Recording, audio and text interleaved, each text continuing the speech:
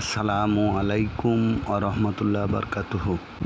ভাই ও বন্ধুরা, আপনারা দেশে বিদেশে যেখান থেকে আমার এই ভিডিওটা দেখছেন সবাইকে ধন্যবাদ জানাচ্ছি। আমার এই ভিডিওটিকে লাইক, কমেন্ট এবং শেয়ার করে দিবেন। সাবস্ক্রাইব করতে ভুলবেন না। ভাই ও বন্ধুরা, লিচু একটি লাভজনক আবাদ। লিচুতে প্রচুর অর্থ উপার্জন করা যায়। আপনারা এই ভিডিওটিতে দেখবেন একটি গাছে কি পরিমাণে লিচু আসতে পারে।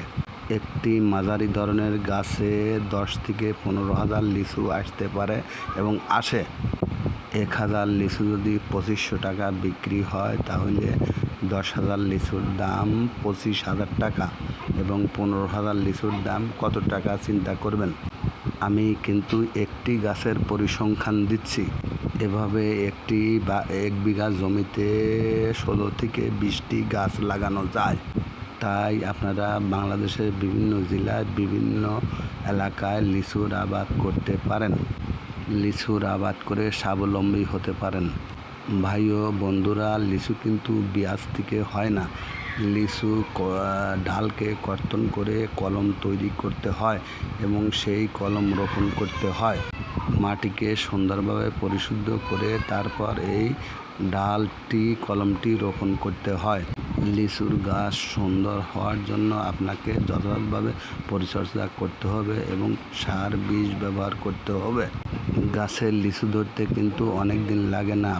যে বছর লাগাবেন তার পরের বছর থেকেই লিচু ধরে।